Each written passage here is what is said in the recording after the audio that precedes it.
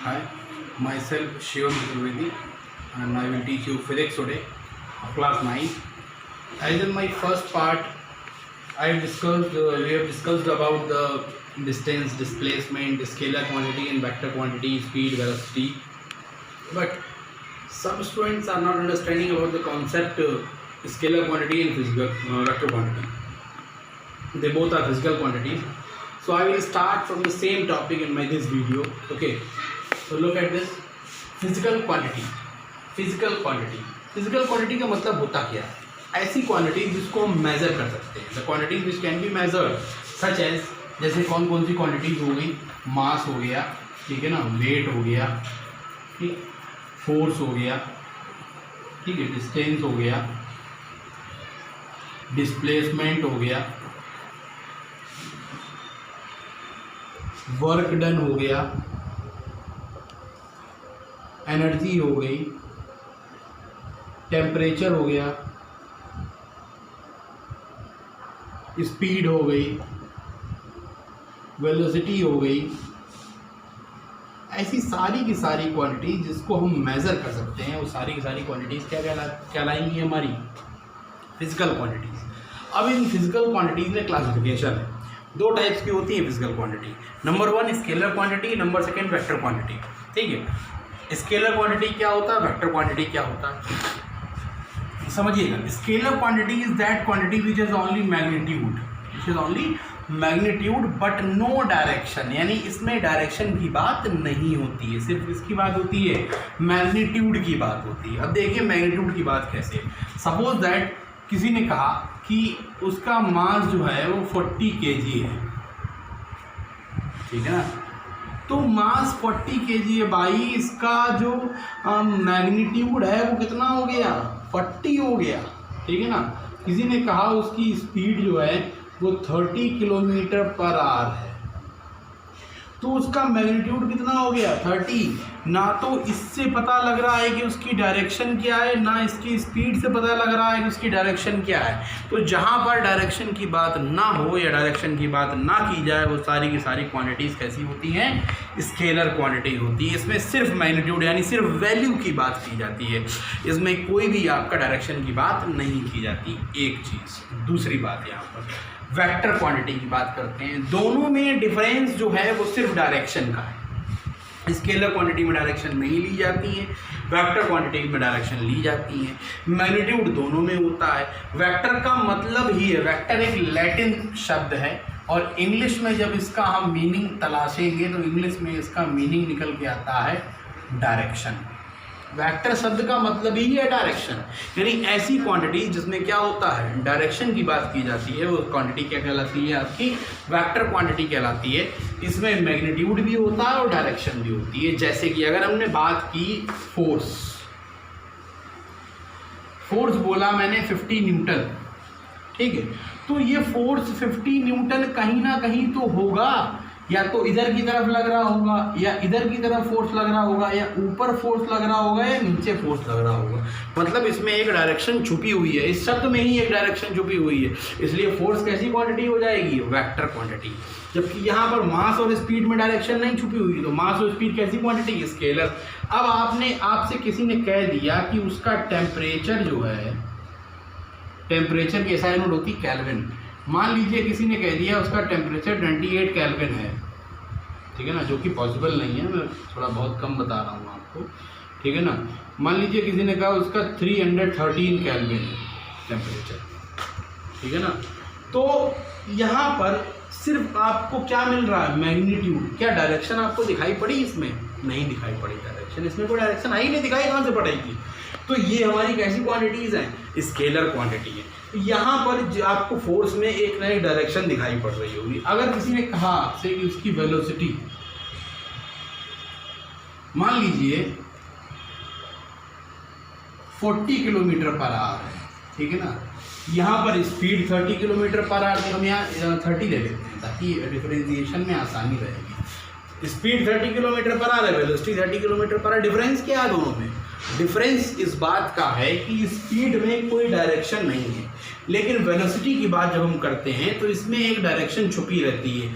Velocity का मतलब है कि बॉडी किसी पर्टिकुलर डायरेक्शन में जा रही है, और स्पीड का मतलब है वो स्पीड कहीं भी हो सकती है। ठीक है ना, बात समझ में आ गई। तो अगर आपने मान लीजिए आपने कहा कि जैसे मैं यहाँ से चौक जाऊँगा, ठीक है ना, चौक जो हमारा यहाँ पर है बिल्कुल यहाँ से 10 किलोमीटर दूर है, लगभग 6-7 किलोमीटर दूर है। तो वहाँ से चौक जाऊँगा, आपने अपनी गाड़ी स्टार्ट की, आपने बोला मैंने इस स्पीड से गया, ठीक है। तो हो सकता है आप किसी भी रूट से गए हों, ठीक है ना, आप पीछे से गए हों, आप इधर से गए हों, सीधे ना गए हों, ठीक है ना। और अगर आपने बोल दिया कि मेरी वेलोसिटी चौक जाने की है 30 किलोमीटर पर आवर, तो इसका मतलब है कि आप सबसे शॉर्टेस्ट रूट से गए होंगे, सबसे बीच वाले रूट से गए होंगे, ठीक है ना। यहाँ पर वेलोसिटी की बात जब हम करते हैं तो उसमें डायरेक्शन निहित रहती है, छुपी हुई रहती है, ठीक है ना। तो वेक्टर क्वांटिटी वो क्वांटिटी होती है, जैसे मैग्नीट्यूड भी होता है, मैग्नीट्यूड दिखाई पड़ता है आपको, ठीक है ना, मैग्नीट्यूड दोनों में है, मैग्नीट्यूड मतलब वैल्यू दोनों में है, और डायरेक्शन भी होती है इसमें, ठीक। तो ये हमारा था फिजिकल क्वांटिटीज़ के बेसिस पे डिफरेंशिएशन, फिजिकल क्वांटिटीज़ का डिफरेंशिएशन, स्केलर क्वांटिटी और वेक्टर क्वांटिटी, इससे ज़्यादा इसमें कुछ भी नहीं है, ठीक है। जैसे वेलोसिटी हमारी कौन सी क्वांटिटी है, वेलोसिटी वेक्टर क्वांटिटी है, ठीक है ना। स्पीड हमारी स्केलर क्वांटिटी है, मास स्केलर क्वांटिटी है, वेट वेक्टर क्वांटिटी है, फोर्स वेक्टर क्वांटिटी है, डिस्टेंस हमारी जो है वो स्केलर क्वांटिटी है, डिस्प्लेसमेंट वेक्टर क्वांटिटी है, वर्क डन हमारा स्केलर क्वांटिटी है, ठीक है ना, और work done W=F/s, okay, scalar quantity है, एनर्जी हमारी स्केलर क्वांटिटी है, टेम्परेचर हमारा स्केलर क्वांटिटी है, ठीक है ना, क्लियर। तो इस तरीके से हमने ये डिफरेंशिएशन किया यहाँ पर। जहाँ पर आपको लग रहा है वो डायरेक्शन होनी चाहिए वो वेक्टर क्वांटिटी, जहाँ पर लग रहा है डायरेक्शन नहीं होनी चाहिए वो स्केलर क्वांटिटी, दैट्स इट, ठीक। नेक्स्ट हम बात करते हैं डिस्टेंस एंड डिस्प्लेसमेंट की, ठीक है ना। ये भी आप पुराने वीडियो में देख चुके हैं, ठीक है ना। डिस्टेंस और डिस्प्लेसमेंट क्या होता है, ठीक। तो डिस्टेंस और डिस्प्लेसमेंट के बेसिस पे डिफरेंशिएशन, दोनों में डिफरेंस क्या है, ठीक।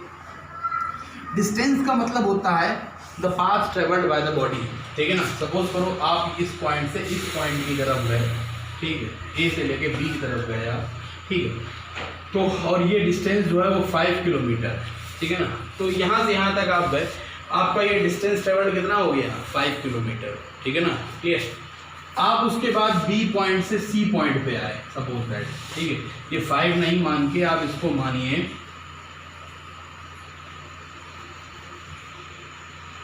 की डिस्टेंस जो है वो 3 किलोमीटर है, ये बी पॉइंट है हमारा, ठीक है ना। और बी से आप कहाँ आए, सी पॉइंट पर आए, ठीक है। ये आपने डिस्टेंस ट्रेवल किया 4 किलोमीटर, यानी ए से बी गए 3 किलोमीटर और बी से सी गए कितना, 4 किलोमीटर, ठीक है।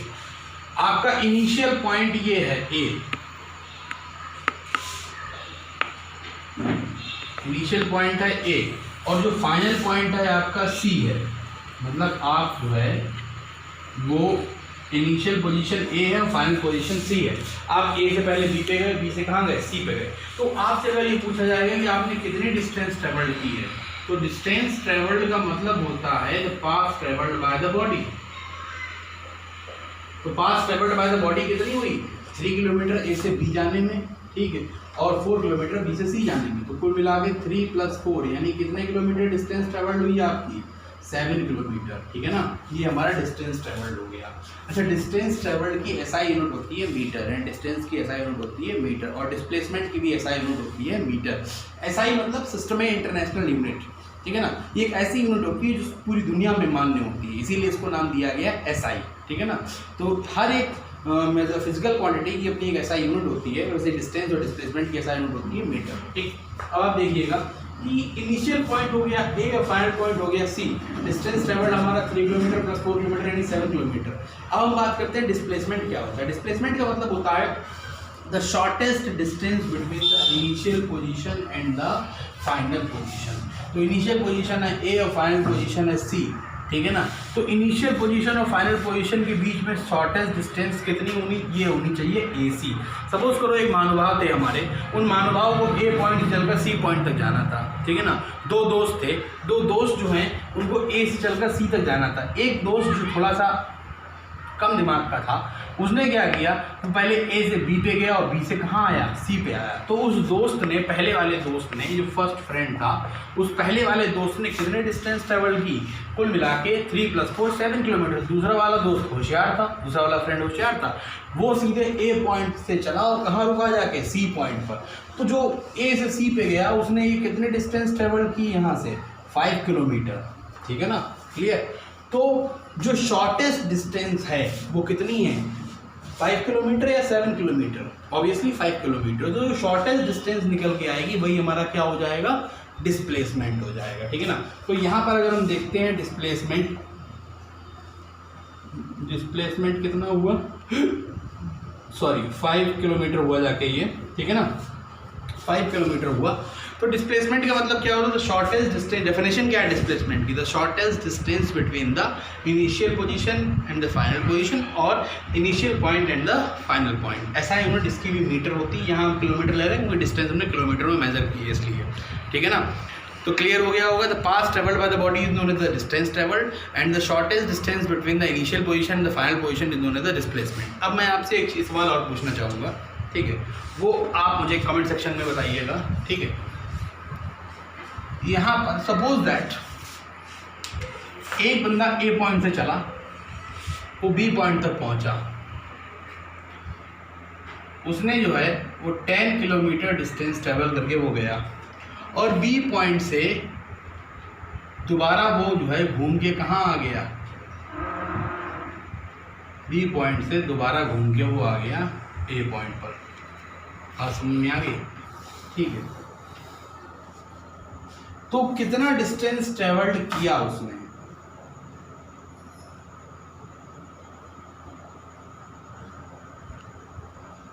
कितना डिस्टेंस ट्रेवल्ड किया बताइए। देखिए, जाने का 10 किलोमीटर ए से बी, और आने का बी से ए दोबारा 10 किलोमीटर, ठीक है ना। तो डिस्टेंस ट्रेवल्ड हो गया आपका 10 + 10 यानी कितना हो गया, 20 किलोमीटर। ये हो गया डिस्टेंस ट्रेवल, मतलब उतना उसने पाथ कवर किया, ठीक है। लेकिन अगर आपसे पूछा जाए कि डिस्प्लेसमेंट कितना है,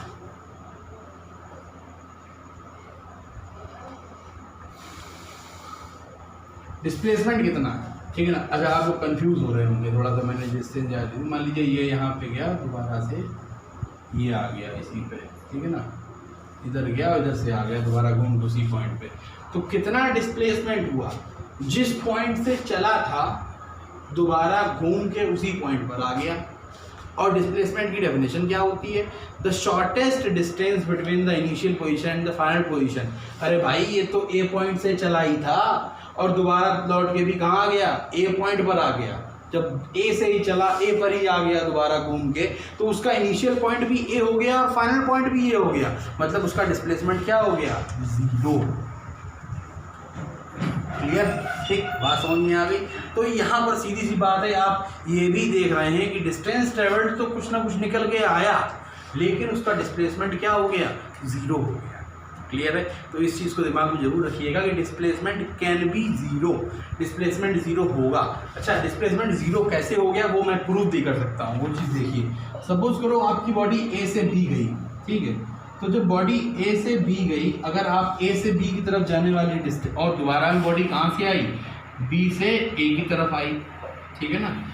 ए से बी अगर बॉडी गई तो हमने इस डिस्टेंस को माना +10 किलोमीटर, ठीक है, और बी से ए, भाई उल्टी डायरेक्शन में आ रहा है तो डिस्टेंस किस में ली जाएगी, माइनस में तो ली जाएगी, क्योंकि जब डायरेक्शन आप ले रहे होंगे, ठीक है, डायरेक्शन आप ले रहे होंगे, तो अगर ए से बी तक की डिस्टेंस को आप +10 लेंगे तो बी से ए तक की डिस्टेंस को ऑब्वियसली -10 लेंगे, ठीक है, होंगे अपोजिट डायरेक्शन में, तो 10 - 10 कितना हो गया, 0। क्लियर है, ठीक है। तो इस तरीके से हमारा डिस्प्लेसमेंट कितना आ जाएगा, 0 हो जाएगा। अब आप देखिएगा, ये तो हो गया डिस्टेंस और डिस्प्लेसमेंट के बीच में differentiation. Distance is scalar quantity, displacement is vector quantity, दोनों की एसआई मीटर होती है, ठीक है ना। डिस्टेंस ट्रेवल्ड की डेफिनेशन मैंने आपको बताई, path travelled by the body is known as the distance travelled. Displacement क्या है, the shortest distance between the initial position and the final position is known as the displacement. एक और example लेते हैं हम, ध्यान से देखिएगा। सपोज दैट एक सर्कुलर ग्राउंड है, ठीक है ना, और इसकी रेडियस जो है 7 मीटर है। एक एथलीट ए पॉइंट से स्टार्ट करता है, एक चक्कर पूरा लगाता है, ठीक है ना, एक चक्कर पूरा लगा देता है, दोबारा घूम कर ए पॉइंट पर वापस आ जाता है, मतलब यहाँ से चलना शुरू करता है और घूम कर जो है वो कहाँ आ जाता है, दोबारा से ए पॉइंट पर वापस आ जाता है। ठीक है, तो अगर ये पूछा जाए कि कितना डिस्टेंस ट्रेवल्ड हुआ, ठीक है ना, कितना डिस्टेंस ट्रेवल किया इसने, तो डिस्टेंस ट्रेवल्ड के लिए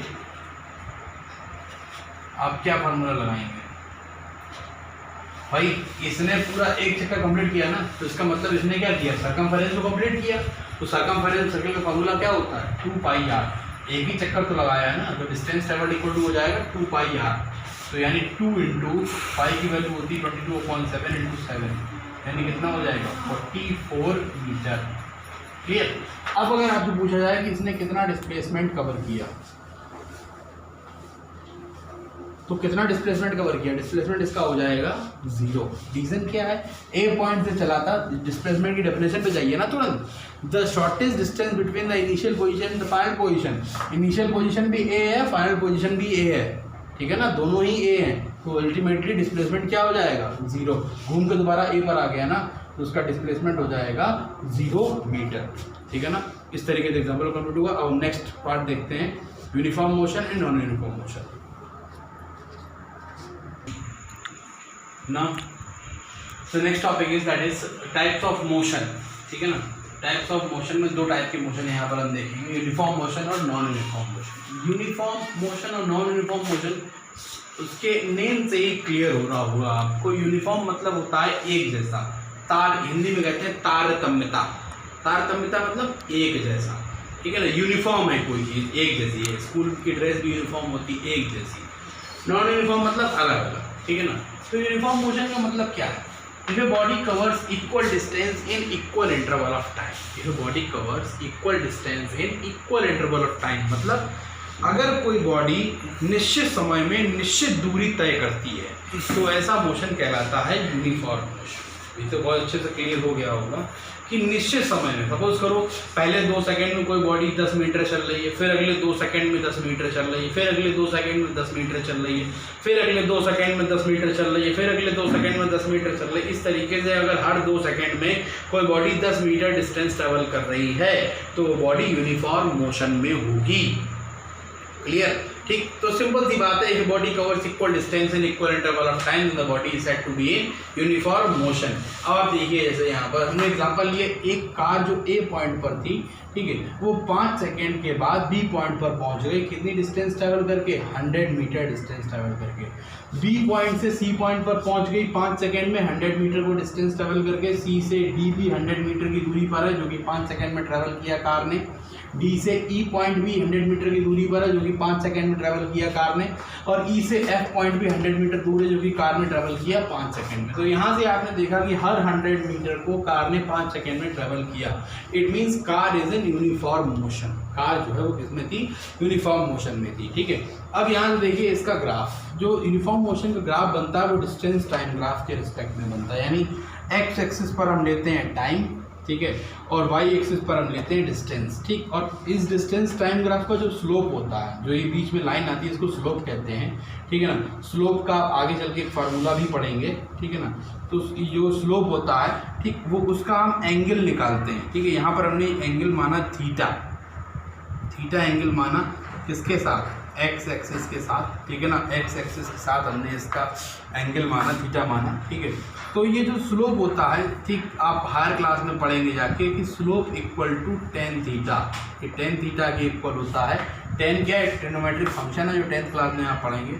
slope equal to tan theta equal to perpendicular upon base. यानी किसी भी ट्राइंगल में, ठीक है, अगर आप इसको एक ट्रायंगल बना लेते हैं, ठीक है, तो यहाँ पर आप देखिए, इसको अगर आप नेम देते हैं ए बी ओ, ठीक है, तो इसका मतलब है स्लोप जो है वो कैसे निकलेगा, स्लोप की वैल्यू कैसे निकलेगी।